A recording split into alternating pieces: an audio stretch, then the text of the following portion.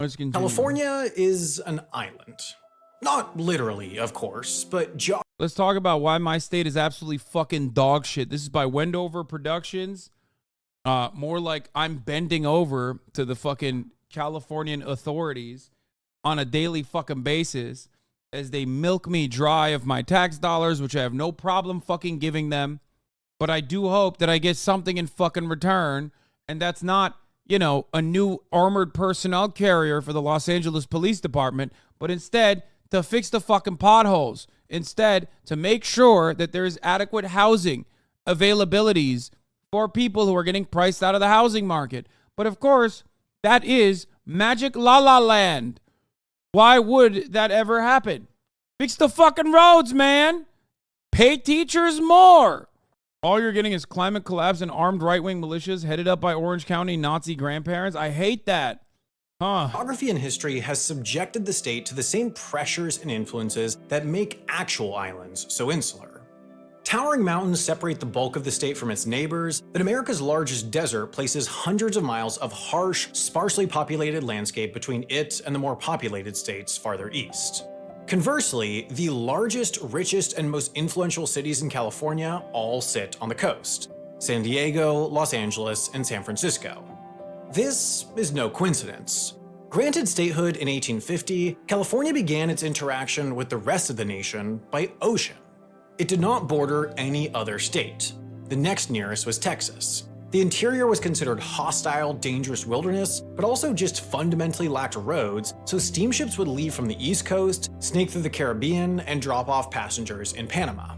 There, travelers would cross the country by foot and horse and boat to get to Panama City, where they'd wait for another steamship to bring them to California.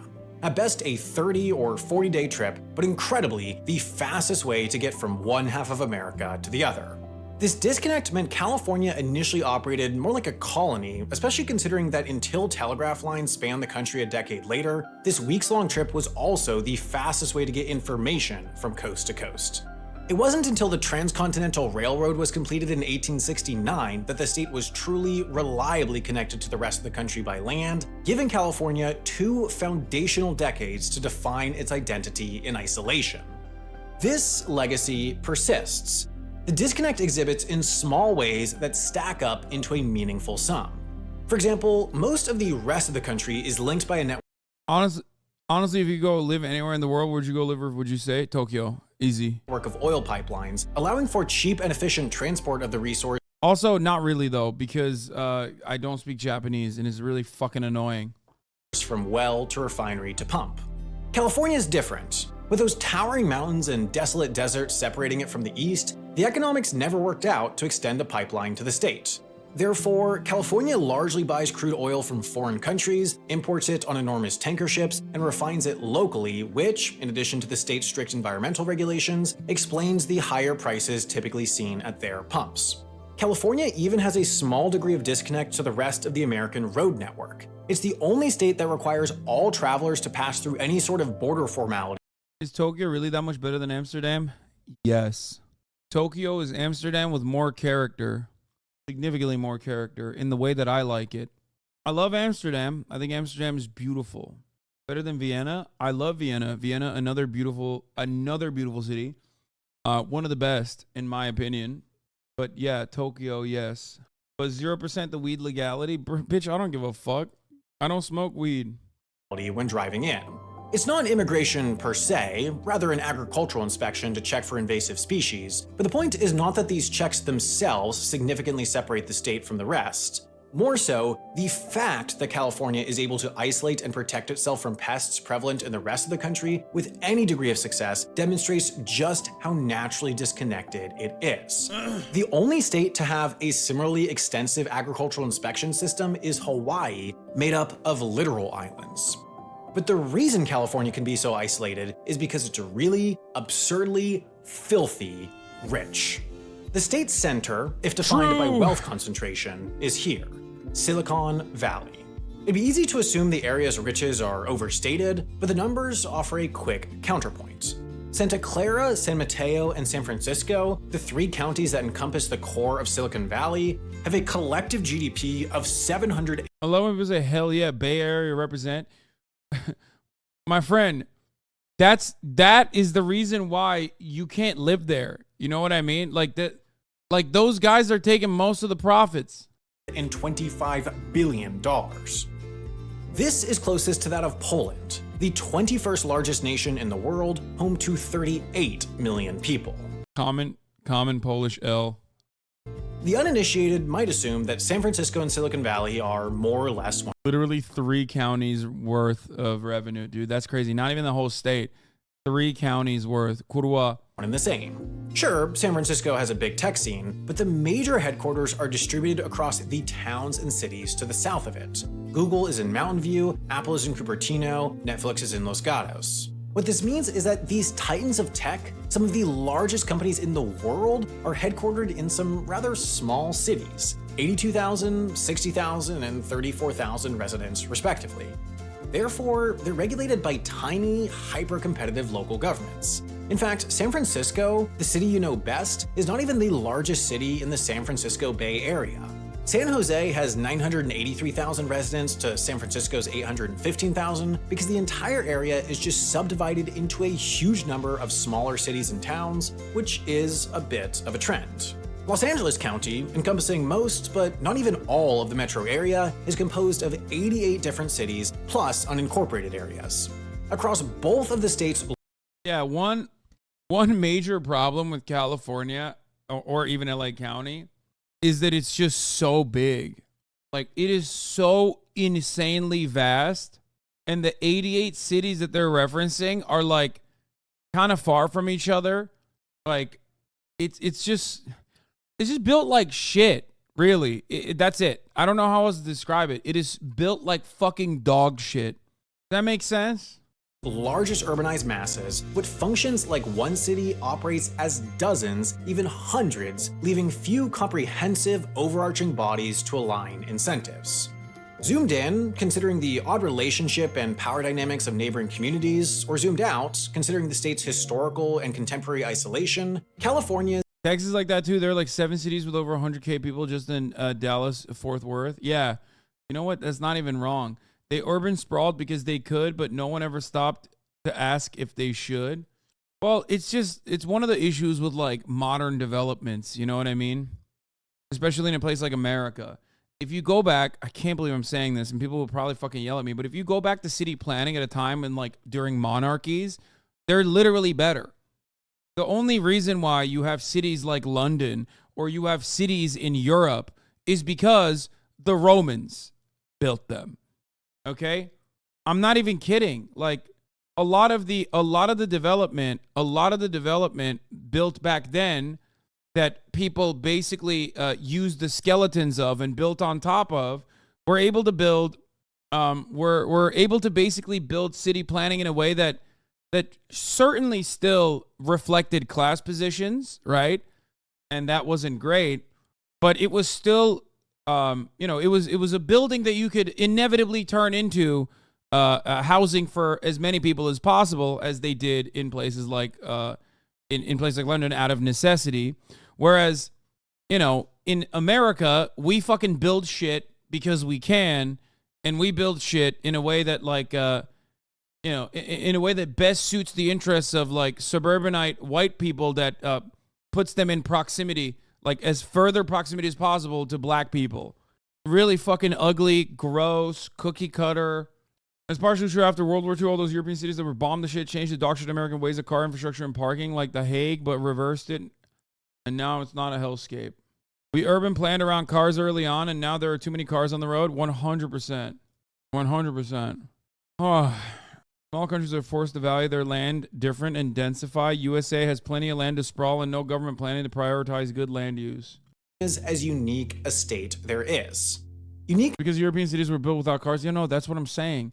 They didn't design their shit around cars and instead built it around the fact that most people would be walking. America was founded so much later, and we took cars into consideration. I have a master's degree in planning. Yeah, no, that's what I'm saying. That's why I said there is. No, I agree with you 100%. You are 100% correct.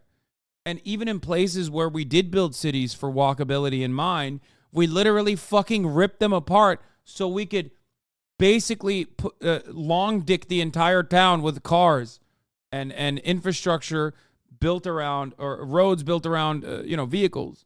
I agree with you. You're absolutely correct. All the wards in Houston and then the highways separating the suburbs. Yeah.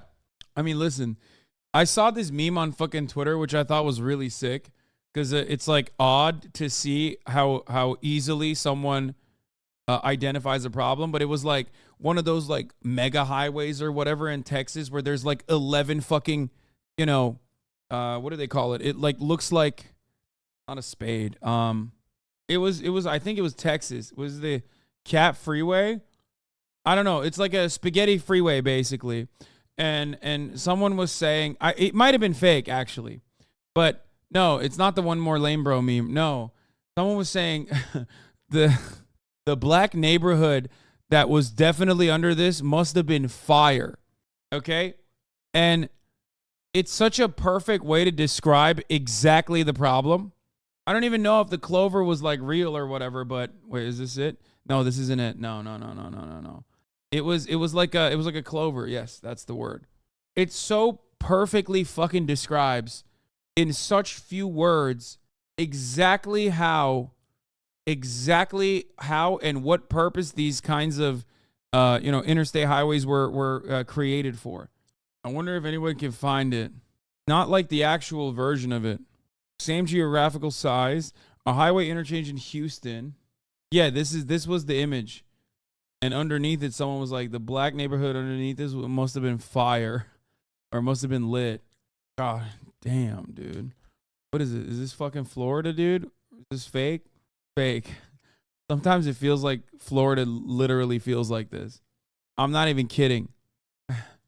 If you've ever been in like Miami-Dade, and moved beyond Miami-Dade to like, Coral Gables, you literally have seen something that unironically looks like this.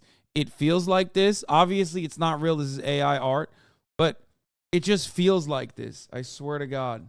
AI, that's Houston. I grew up there. What do you mean, dude? This is like impossible. I mean, a lot of places in America feel like this. It's by design. It's just dog shit. I mean, look at this. This is real. This is a real highway interchange in Houston. I get how people say stuff is ugly, but it really impresses me when I go through them. Like, humanity is able to make stuff like this so monumental, and people who just go through it, everyday genius. No, I love infrastructure. Okay, when Marat was like, "Bro, let's go to the fucking mountains, do some off-roading." One of the things I loved was not like necessarily the trees or anything like that, but the water purification centers, and also those fat ass fucking beams that they put on top of mountains, so we can, feed energy into Los Angeles County. I think that shit's fire. Okay? I love that. This, on the other hand, is gross. I love energy. I hate car-based infrastructure. Okay? Uniqueness has brought benefits, but uniqueness has also created unique problems and bizarre, sometimes convoluted means of solving them. Take homelessness. This is a hot-button, highly visible issue with complicated causes and largely theoretical solutions, so it's easy for conversations over it to spiral out of scale. A quick look at the statistics, however, makes one thing unmistakably clear. California's homelessness problem is uniquely bad. Of the 582,462 people experiencing homelessness nationwide in 2022, 171,521 were in California. That's nearly 30% of the nation's total, or for comparison, some 97,000 more than New York and some 150,000 more than Florida, the states with the second and third largest homeless populations. But California is the most populous state in the nation, so this should be considered at a per resident rate. And here too, California outpaces the rest with 44 people experiencing homelessness per 10,000. More troubling still, look at all these fucking blue states, by the way. Just saying. With 44 people experiencing homelessness per 10,000. More troubling still, despite the highest total and the highest rate, the problem's only getting worse. Yeah, look, dude, why do you think Hawaii or New York has such high rates of homelessness? Please. I can't speak for Vermont. I can speak for Oregon. I can speak for Hawaii. I can speak for New York. I can speak for California. Okay? Well, one, because they don't fucking melt them or put them in buses. Well, California used to literally put them in fucking planes and I think send them to Hawaii back when it wasn't blue. back when it was red. But part of the reason is because, no, it's not welfare programs, man. It's because rent's too damn high. That's it. That's the whole point. The fuck do you mean? Hawaii. What do you think is going on in Hawaii? Why is there so many fucking homeless people in Hawaii? At least in Hawaii, it makes kind of sense. Because it's like, you know, Hawaii kind of makes sense because there's limited amount of land. Texas buses ungodly amounts of homeless. Yeah, look at this. Median rent. Hawaii, D.C., California, Maryland, New Jersey. Part of the reason why New Jersey is so high, but it's not as bad with homelessness, I think, is because I assume there's like so much mass availability. New Jersey is fucking slammed. It's dense. I grew up in Hawaii. I remember when California was buying homeless people one-way tickets to Hawaii. Yeah. Hasan implying that mainly USA has infinite land. Bitch, in comparison to Hawaii, it does. What do you mean? The United States of America, if it had the same like building density of fucking, what is it, New York? If New York's same density, like New York City, same density existed in the state of Texas, we could put like the entire planet in the state of Texas. Like literally.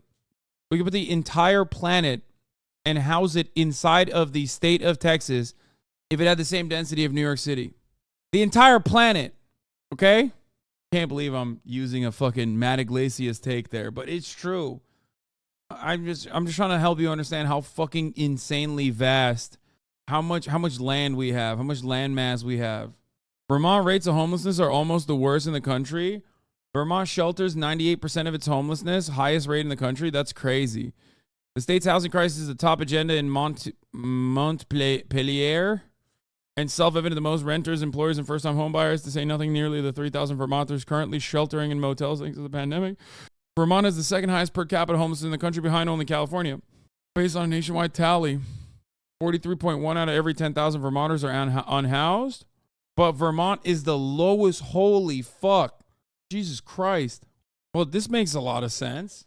This makes a lot of sense as to why you see homelessness way more in certain places and not in others, I guess. Holy shit, Hasanabi is right. Texas could fit 7 billion people with the population density of New York City. Bitch, I'm always right. Sometimes even when I'm using wrong people who are wrong all the time and the one right take that they have. I 100% guarantee you their high rate is just because they're good at counting them all, because they shelter them all. It's probably not that high. Bernie Sanders not trying to help the homeless. Sob emoji. This guy's a fake socialist. Marxist turning in his grave. We should make all the homeless take a mandatory Forex trading course to make them generate enough income to afford rent. It's not hard to afford rent. These people have a money-making problem. I have a PhD, so I know what I'm talking about. Okay, this is the funniest gray name I've ever encountered. Just nutted. Feels nice. Karl Marx Sussy Baka. He said www.fortnite.com. Do you think the building structures of California is the thing stopping me from picking up women? Wait, what? I wouldn't want poor people living near me. I think the current housing situation in California is kind of nice. Walking is for nerds. I like my nice big American car. This is, okay, now I know this motherfucker's not from California. Yeah, this person is funny as fuck. Good shit. Yeah, you did get noticed because you're funny. Unlike all the motherfuckers in the chat that are unbearable all the fucking time, okay, you were actually funny. Don't encourage them. No, I am encouraging them because they're not like they're not trying to be funny by being like racist or whatever. They're like actually funny. Karl Marx Sussy Baka. Okay. People experiencing homelessness per 10,000. More troubling still, despite the highest total and the highest rate, the problem's only getting worse. From 2020 to 2022, while 23 states saw decreases in their homeless populations, California's rose by another 6%, 10,000 people. So it's a big, bad, and worsening problem, and while it's at the top of meeting agendas from small city halls all the way to Sacramento, it doesn't look like it'll be fixed anytime soon. While no state has figured out how to solve homelessness, it is generally understood that providing stable shelters and housing programs is associated with lowering numbers. It tracks then that California has comparatively little in the way of shelter beds, as the state has instead opted to prioritize permanent housing projects, which have proved expensive and incredibly slow to build. That's insane. Oh, come on, dude. Like, no, it's because they're stopping this dead in its fucking tracks. What? Yeah. In California, the real problem with homelessness is that we don't have shelters, and instead we want to give homeless people homes. That's what we want to do. Meanwhile, I like Wendover Productions, but I think this is a massive miss. Here's why. On top of everything else, well, one, a lot of these housing projects, or a lot of the money that people put aside for potentially building new housing, specifically for low-income housing, there is, what was I going to say? Aside from all the money that they cast aside for housing development that they never actually end up using, real estate developers and homeowners are incredibly powerful in this fucking neoliberal shithole, okay? And on top of that, fuck it, I'm forgetting everything I was going to say. Jesus Christ, my brain is shutting off. I don't know what's wrong with me. This has left more and more out in the relative cold. In 2022, 2/3 of California's homeless were considered unsheltered, living out of tents, cars, campers, or on the streets, far from shelters and services that could potentially turn things around. Now, the state government has watched this problem grow and spread and tried to think of solutions while throwing millions upon millions of dollars at it. Yet, the state has the largest, most visible homeless problem in the nation and has little in the way of solutions or even stopgaps in place to alleviate the issue. Much of this is the function of a simple reality that the state government has Fuck, before I forget. Oh, Jesus Christ. Duh. California has vacant homes. There are so many vacant plots and vacant homes. Just go on fucking Zillow and literally look at how many $3 million plus fucking empty lots currently exist. It's insane. Okay?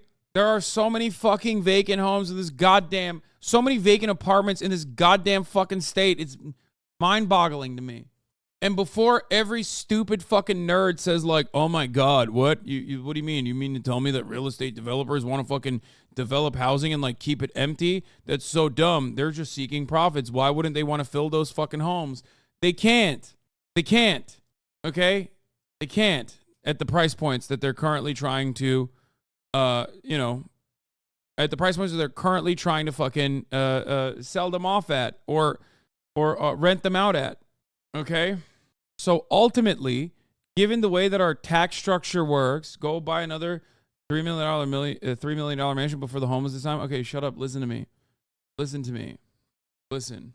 The way that our tax structure works in the United States of America, it actually benefits real estate developers to keep some of these homes fucking empty as depreciating assets so they can use it as a tax write-off. That's it. That's the whole point. It completely, every fucking YIMBY, which, some people will call me one too because I am in favor of more development, but every fucking person and I've seen those tweets where people are like, you mean to tell me that real estate developers don't want to fucking fill their empty homes? Like, that's so stupid. They want to make profits. No, brother. They can use it as a fucking depreciating asset, write off their losses, and literally end up making more money as the value of the fucking property or even the lot itself appreciates.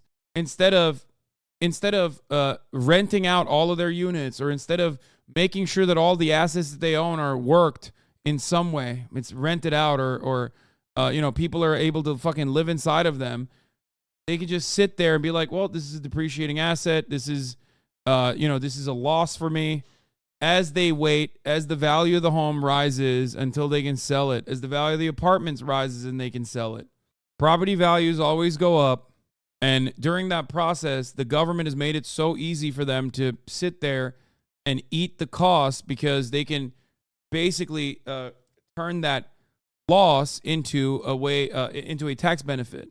There's no other avenue where you can do this. There's no other avenue where you can do this in you can't do that in your regular W-2 job. You know what I mean? Put a fucking vacancy tax on that shit that is more costly than the tax benefits that you might actually get from it. And let's see how empty those houses stay. Okay? Surprisingly little control over. It's really hard to build in California. The difficulty in finding housing extends to everyone here. The state is in the middle of a housing crisis. But this isn't because of a faltering economy or meager wages. California, year in, year out, ranks as one of the highest average income states in the nation.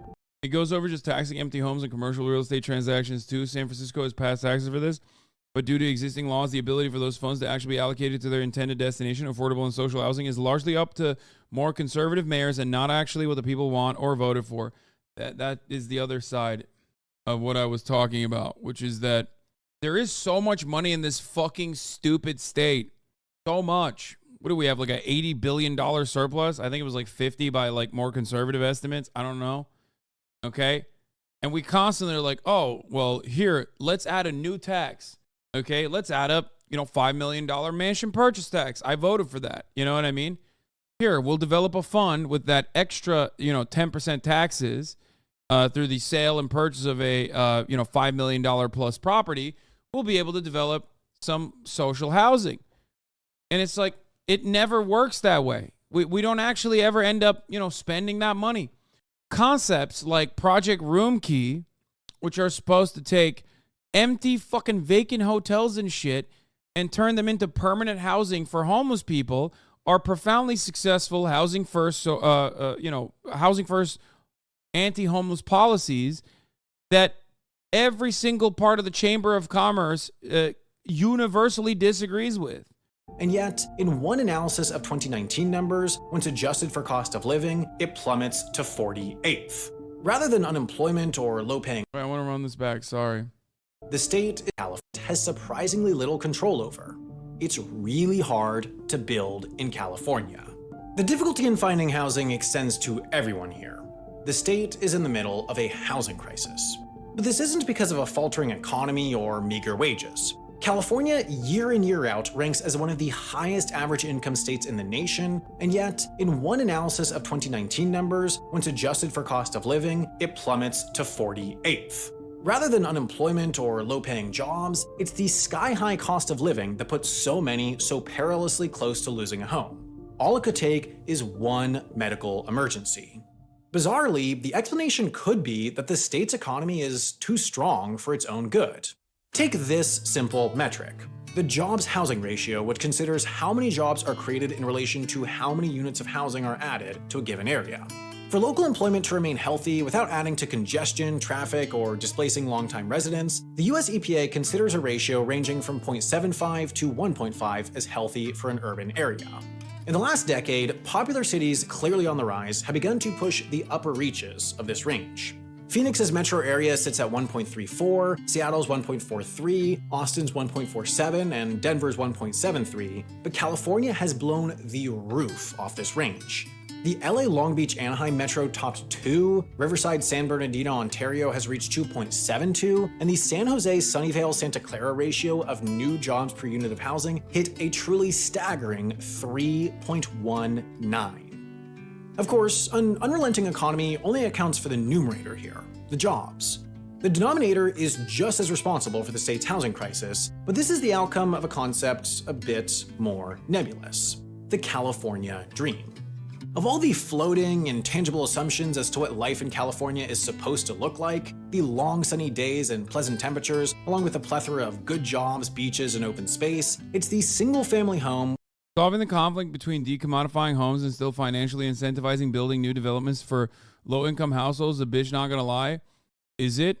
Because literally what you're talking about, this part doesn't need to really exist all that much if it's handled by the state. Because this part, building new developments for low-income households, would quite literally work to do this, decommodifying homes. You're just basically not looking at it from the perspective outside of capitalism. That's it. Housing should not be seen as a commodity. It should be seen as a need, because it is a need. Without a house, without shelter, you fucking die. I did not see the new shootings in Denver. That's the issue. We can absolutely, and we must absolutely decommodify housing. And the best way to do that is state intervention. And places where there are less glaringly obvious issues like homelessness, as it is in California, where it's like unimaginably bad, they have done that. We have the ability to literally fix all that. It's just that we don't have the willpower. This goes for every single issue we are trying to solve within capitalism. Yeah. Terrible. With a lawn and perhaps a pool that's proved the most important, the most concrete, and currently the most controversial. And it's this core tenet that's causing such massive problems. Californians, after all, desperately want to keep what they were sold on, and they're willing to fight for it. No, I don't think it's like that. I don't think it's like the fucking American dream. No, I think the American dream was a way to package home ownership for Americans, which then very quickly turned into the American dream of like making money off of real estate. Like every single tax incentive or every single benefit given to fucking home buyers has been bastardized by people that maintain and purchase housing not as for personal need as shelter, but for profit-seeking measures, for renting and developing specifically so they can make more money off of it. Just like student loans, sure, exactly. Every single amenity that the United States government offers to the American people inevitably gets bastardized as a money-making operation, even if the intentions originally are honest. It's so stupid. AB 309, the Social Housing Act, is in committee. Alex Lee is looking for votes with Chamber of Commerce as a bitch. Atherton, a small Silicon Valley town just minutes away from Stanford. In 2022, this video literally heavily focuses on NorCal. To keep up with state mandates on housing requirements, the city council began the process of rezoning one single-family lot to build an apartment building. The project was quickly axed. It wasn't a lack of money. Wait, what happened? Away from Stanford. In 2022, to keep up with state mandates on housing requirements, the city council began the process of rezoning one single-family lot to build an apartment building. The project was quickly axed. It wasn't a lack of money or a lack of municipal will. It was axed because the city's most influential, powerful executives and even basketball player Steph Curry banded together and pressured the city out of it. What? To them, the project would hurt their property values, cut off their views, change the character of the community, and create more traffic. So the project and its 16 units of desperately needed housing died on the vine and forced city planners back to the drawing. LeBron would never do that. LeBron would build an apartment. High profile. LeBron would literally build low-income housing with his bare hands, dude. Straight up. I said it. LeBron better. It's true. You know it's true. You fucking know it's true, dude. You know it's true. As those in Atherton, this happens all the time, all over the state. Here, the city government decided to designate itself as a... I didn't hear any lies in that statement. What, like about apartment complexes like lowering the character of the community? It's fucking bullshit. And before everyone... Oh, yeah, hell yeah. By the way, before anyone says like, Hasan, you live in a fucking single family home or whatever. Yeah, bitch, I do. And guess what? I have no issue with fucking apartments all around me, okay? Suck my dick. West Hollywood has mixed zoning. So there's plenty of fucking apartments, even though they are not relatively affordable. Let's be fucking real. So unless you tell me to knock my house down and like build an apartment complex and then what do you call it? Fucking become a landlord, shut the fuck up. Expensive mid-ass apartments. Oh, it's so bad. It's so fucking bad. They're literally dog shit like 1935 developments that they haven't improved at all because they can get away with it. It's so nasty with it. And yes, you have to pay fucking at least like $2,000 plus to live in a goddamn studio that hasn't been improved since 1937. In my city, it's more units means more traffic. There's no fucking traffic in the city except for like the 4th of July. But that's how they stop every development. Mountain lion sanctuary, which was odd, but conveniently allowed it to forego new housing development. Here, in 2019, construction on a 154-bed shelter broke ground only for Venice Beach to sue the city of Los Angeles to halt construction. Here, residents of San Francisco's Embarcadero area did the same, suing... By the way, this is what okay, this part is true and very real. And yes, Wendover Productions is absolutely nailing it here. This is literally it. This is the main reason, okay? That's it. He's right. I'm glad that he got to this part. It's like we have vacant homes that we could be utilizing, sure, but that's only part of the problem, because where are the vacant homes? How expensive are the vacant homes? How are you gonna utilize the vacant homes? These are all policy problems. Except on top of that issue, they literally don't even want you to build shelters, which is not even a fucking solution, it's a band-aid. And they don't even want you to build any apartments in general, which again is so stupid. And it's because wealthy people literally get together, band together, and like lose their fucking shit. They stop every kind of development dead in its goddamn tracks. So even if there's actual money that you could be spending, even if in a longer timeline, less homeless people in the street would be more beneficial for your real estate prices, okay, or your overall quality of existence, which ironically is not even the first reason why you should want homeless people to not live on the fucking streets, by the way. But even if you're a goddamn freakazoid who cannot comprehend that this human that's like literally shitting on the side of the road is a human being, okay, who once had dreams and wasn't so fucking brain broken from a lack of shelter for many, many years and traumatized through existing in that regard, okay? Even if you don't want to think about all that shit, that's the best and most effective and most permanent solution to the homelessness crisis. It's literally beneficial. It is beneficial. These things are beneficial for the rich people who constantly fucking complain about homelessness, but they want the other permanent solution, a final solution. That's what they want. That's the whole, that's what they would get if they had, if they could get away with it.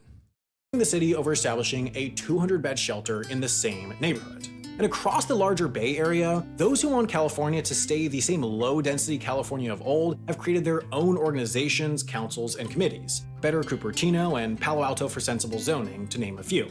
This isn't just a fringe. More and more anti-density proponents are winning local elections.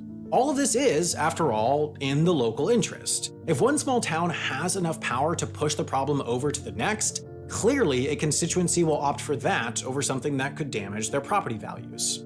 The state has the money and the interest in solving its problems with homelessness and housing shortages, but can only do so much when powerful local governments resist even the most minor of zoning changes, and these— What is this, Doug? You should build a city with us? My friend Parks. City Skylines, but I elected Twitch chat as mayor. I fucking love this concept. Down long term. Ladies and gentlemen, I want to introduce you to our new mayor. They are. Wait, did he actually? Is there like programming necessary to make this?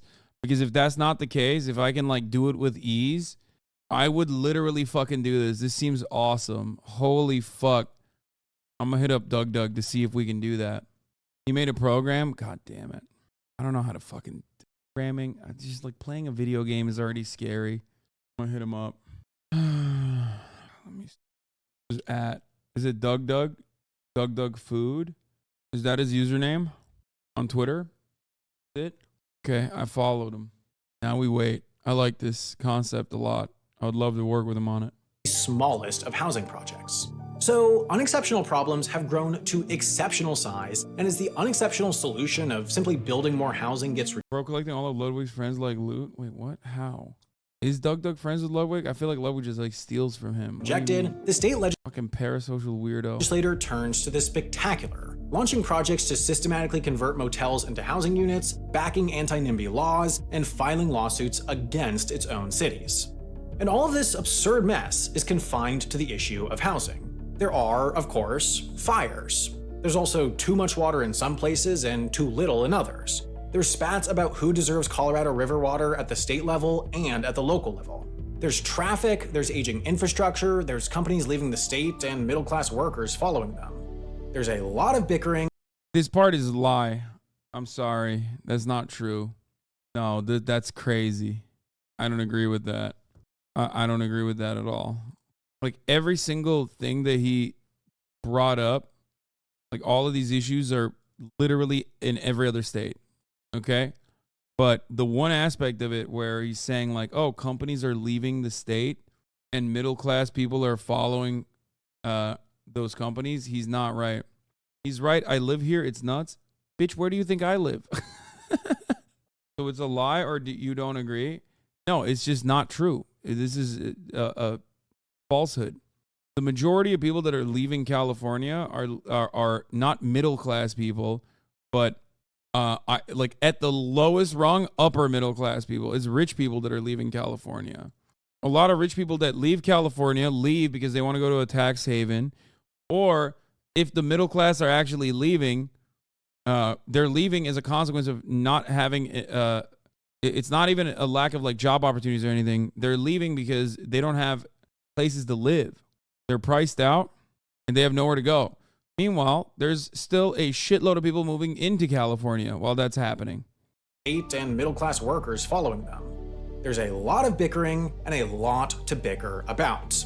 Clearly, problems have accumulated in California to an untenable level, and systematically, they aren't getting solved.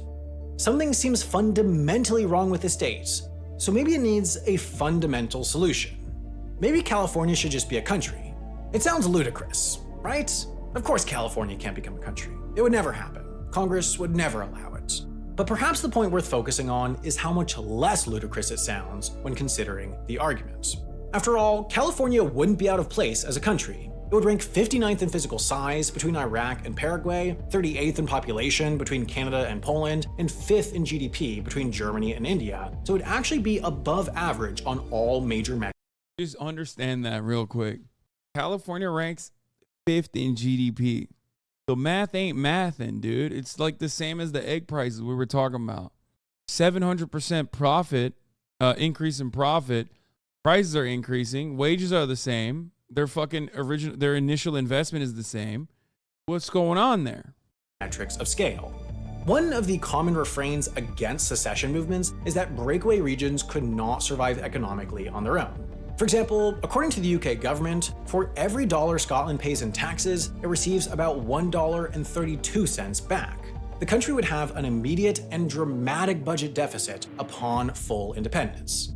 This fact undergirds some of the strongest hesitancies among Scots themselves on the matter. Shit. But California is different.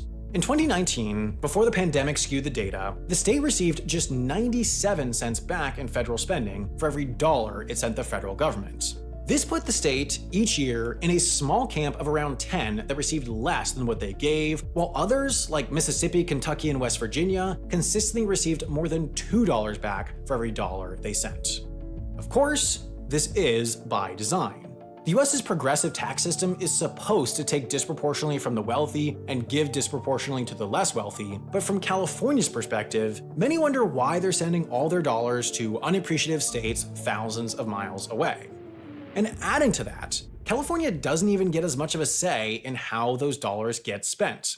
Given the unequal distribution of electoral votes in presidential elections, every individual in Wyoming has the voting power of about 3.7 Californians, while the Senate system of 2 senators per state, regardless of population, further compounds this weak representation. Again, the system was purposely designed hundreds of years ago to amplify the voices of smaller states, but from California's perspective, they get the short end of that stick. Feeling underrepresented by Washington, California has long legislated less like a state and more like a nation, passing sweeping, powerful laws when it feels like the federal government can't or won't. For example, it's long had a ban on assault rifles, similar to the one that the Biden administration is attempting to pass. It's announced a ban on gas-powered vehicles by 2035, similar to other bans passed by countries. It's established its own immigration law, largely focused on educating detainees on their rights prior to handing them over to what the state might characterize as abusive federal authorities. It's even formed relationships with countries, having signed a joint environmental accord with New Zealand at COP26. In many ways, fixing perceived federal shortcomings has become a central focus of Californian politics, but unsurprisingly, this dynamic has spurred tensions with DC. One good thing that California is doing, and I haven't done too much reading into this, but I believe we are producing our own insulin soon. So there is that. But again, California has a lot of wrong, especially when you talk about housing. One of the worst. Holy shit. I mean, that's the major issue that needs to be dealt with. Passing AB 257 fast, food labor bill was huge. I think The gas price gouging thing. Yeah, there's that too. I don't know. I think, what the fuck? What are you doing? Why are you having this conversation with your friends and then sending it to me? Ultimately, the most important, the biggest issue in California is housing, and it's not doing anything to fucking fix it. Especially. And the main reason for why is because the people that stand to benefit the most from housing are the ones who, from the current state of housing, are the ones who have an outsized influence and power as it pertains to elections. It's rich people. If California literally fixed its homelessness problem and fixed its housing issue by building more affordable housing, public housing, socialized housing, okay, it would literally be the number one state. It'd be the number one country to live in and of itself. But of course, it's also one of the hardest issues to tackle. When federal power sways towards the right. There certainly is not. Actually, that's not true. Then also on top of that, not you suggesting more public housing? What do you mean more? Like, what do you mean more public housing? Where is the public housing in California? Where does it exist? You mean Section 8? Like where? Any. I didn't say more. I said any. Okay? That's number one. Number two, it doesn't end there. Obviously, one of the major problems in at least Los Angeles is also a lack of adequate public transit. The city is not walkable. That's a huge issue. Okay? This person also said California is better than your state. Just accept it. California is my state. I pay a shitload of taxes here, my friend. This is just me demanding a return on that. Zoning issues, I live here too. No, I don't think that that's the only issue. That's one component, certainly, but not the only component. Percent for and just 40% against, almost even, demonstrating that, while majority opinion is not nearly in support of the extreme, unprecedented measure of modern state secession, the perceived disconnect with Washington has pushed the idea up to surprising levels of legitimacy. We all know pragmatically that secession will never happen in anything close to this reality, but partition could. The underlying idea is the same, that California is big, underrepresented, overtaxed. The solution is just less extreme. Split it into smaller states. This has been proposed legitimately over 200 times, and the most recent concerted push was led by billionaire investor Tim Draper in 2018. He proposed splitting the state into 3 parts called Northern California, Southern California, and California, attempting to balance population, wealth, and politics somewhat evenly across the 3. The central argument was that the state government was out of touch with local governments given the huge difference in size between the two, and that the federal government was out of touch with the state government given the diluted representation. So the solution— Yeah, the amount of fucking Republican districts that would come out of that is unimaginable, dude. They would fucking gerrymander the shit out of that so aggressively, and it would not be in a way that is beneficial at all to the Democratic Party. Holy fuck. Oh my God. More blue states? Hell no. I don't even think that it would end up becoming, I mean, it'd be 2 more blue states and 1 like massive red state. Actually, it's funny. They tried to gerrymander it, but if you look at the votes, it would have been all 6 Dem senators. I don't know. I think we forget how fucking red California land can be. You know what I mean? Solution was to reduce the size of the state and also, given the 2 senators per state system, give more powerful federal representation to the population. The argument was persuasive enough to generate far more than 367,000 signatures necessary to put the question on the ballot, but before Election Day, it was struck down by the state Supreme Court on constitutional grounds. Even so, it probably wouldn't have passed. Polling showed its support between 13 and 17%, but even if the state did vote for it, it'd then be up to the federal government to approve such a split, and the federal government would almost certainly never approve a split. Democrats would balk at the fact that it would fracture a strongly Democratic state, Republicans would balk at the 4 additional left-leaning congresspeople it would send to DC, everyone would ask whether it'd be too dangerous a precedent to establish. So the big solutions aren't reasonable, and these small solutions aren't working. Perhaps the answer is that California is— It's funny, like, people literally forget that California was a red state, dude. Like, California gave 2 major fucking Republican presidents, 2 of the worst. Well, one definitely, like, objectively one of the worst. Like, Nixon and Reagan both came from California. California gave us Reagan, man. I think people just forget that all the time. Like, crazy. California has been liberal for shorter than it has been Republican. It's just too unique, because it definitely is unique. There is no state, region, or other national subdivision with a larger economy on Earth, and going— Dude, that's awesome. There's a whole zone in SD now where they can build 100-unit apartment buildings. We need to provide parking lots. What model for building generational wealth to suggest in place of decommodifying housing? What model for building generational wealth to suggest in place of decommodifying housing? You dodging my questions because it's uninteresting, my man? What the fuck? You dodging my questions because uninteresting, or you ain't got ideas, my man? What if I were to say I don't have an idea of building intergenerational wealth in place of like home ownership? Okay, what if I were to say that? Okay. What if I were to tell you I don't care, that I don't think that we should be relying on intergenerational wealth being built from home ownership and instead decommodify it so thoroughly that it doesn't even matter? That like a gigantic aspect of existence that makes it a necessity to build intergenerational wealth is the home ownership itself and how expensive it is. What if I were to tell you that? Or even if I don't have all the fucking answers. You know what I mean? Like, what do you think is happening in a country like fucking Austria? What do you think goes on there when in a city as densely packed as fucking Vienna, 65% of the homes are publicly owned? What happens there? You think there's no rich people in Austria? What do you think that people are just like suffering there dramatically? Do you think that it's more utilitarian to cut off that aspect of intergenerational wealth development and at the very least make sure that there are less homeless people? I don't know. That's a good idea, I think. Also, dodging your fucking questions, dumbass. As my mod already told you before timing you out, there's fucking 26,000 people in here. Why do you think I can like have a one-on-one conversation with you, even though I'm doing it now? What you're saying about intergenerational wealth this way, or generational wealth this way, is literally just the opposite version of what TikTok landlords say all the time. Just buy a home, forehead. The only way to fucking build generational wealth is buying a home, stupid. Like, okay, how do you do that? How does, out of the 26,185 people in this fucking chat right now, with some notable exceptions like Corey Lulu, who was chirping about home ownership earlier, how the fuck do the overwhelming majority of people in here do that without already having existing generational wealth? How are they going to do that? How would you do that without having generational wealth to begin with? Oof. Going down the list, there aren't really even near equivalents. Texas is number 2, but it's run by small government conservatives, meaning state intervention on problems is limited. New York is number 3, but nearly all of its GDP is concentrated in one massive metro area, meaning its structure is far simpler.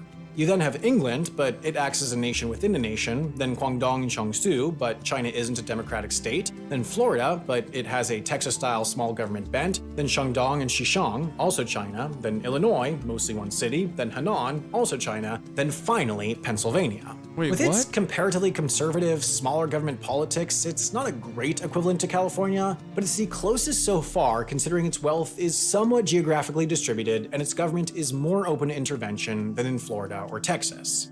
Wait, why did he just fucking shit on government intervention by saying China is not comparable because it's not democratic? It's like, maybe it's the solution. I mean, look, I can't speak on Chinese real estate that much. Okay. But no, like government intervention is literally the solution to this problem.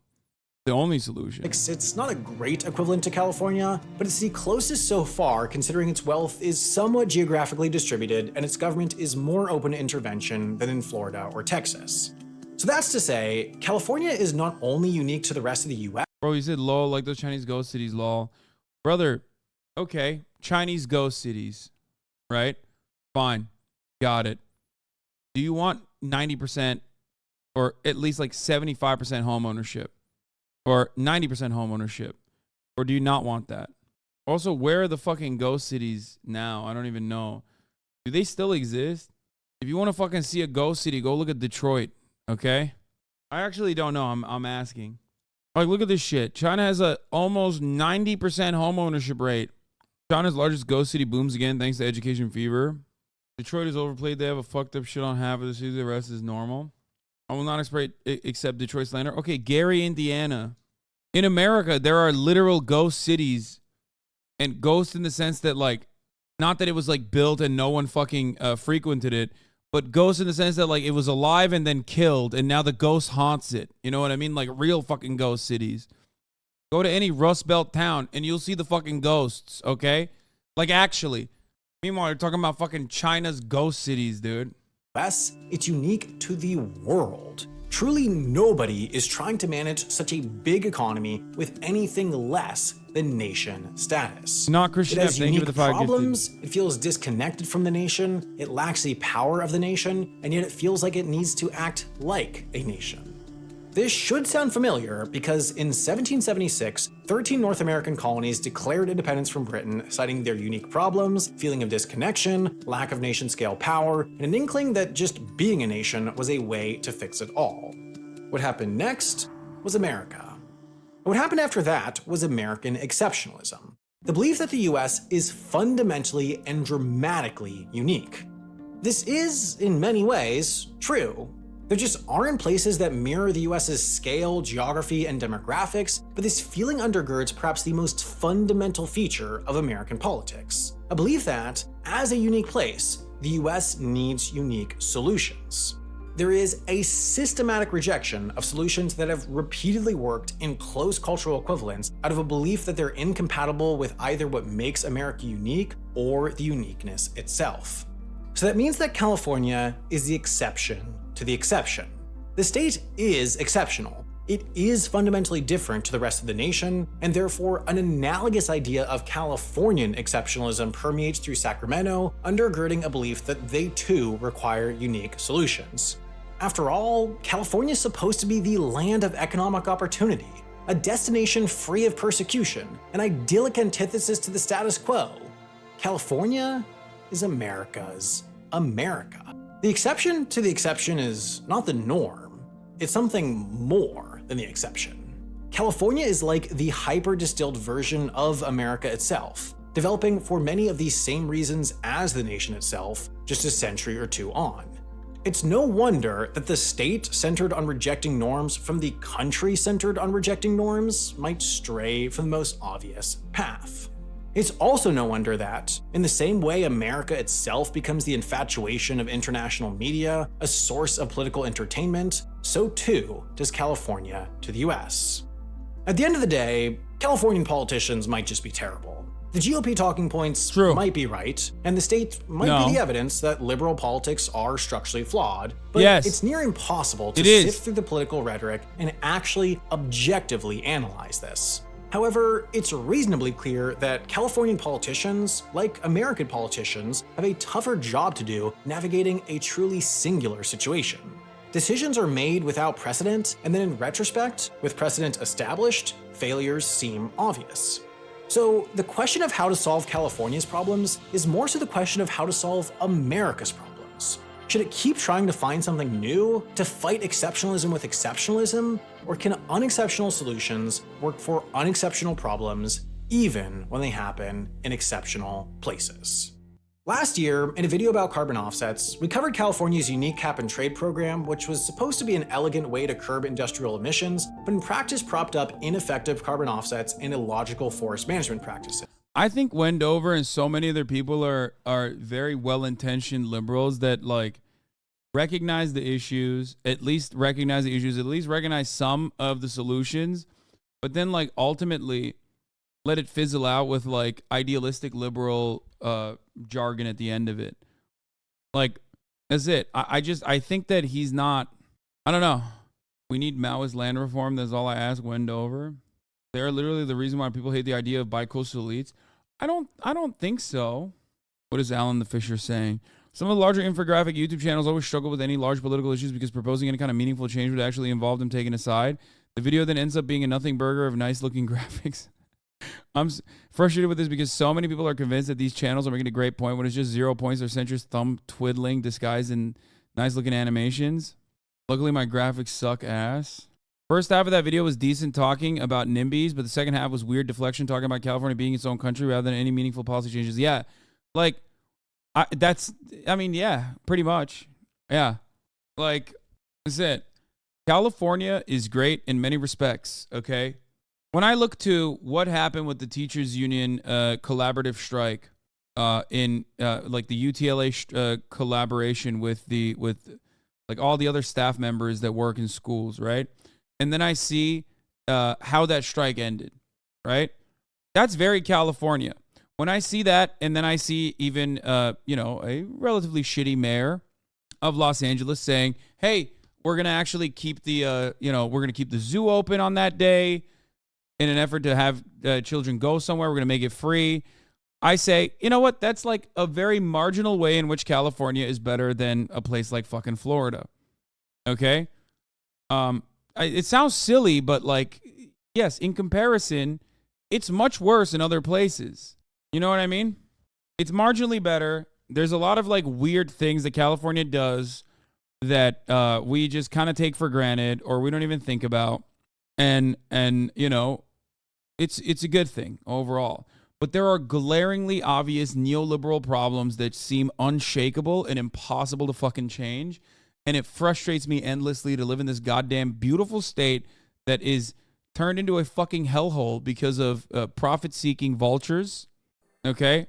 And just like seemingly unshakable neoliberal solutions that aren't real solutions at all to those same problems.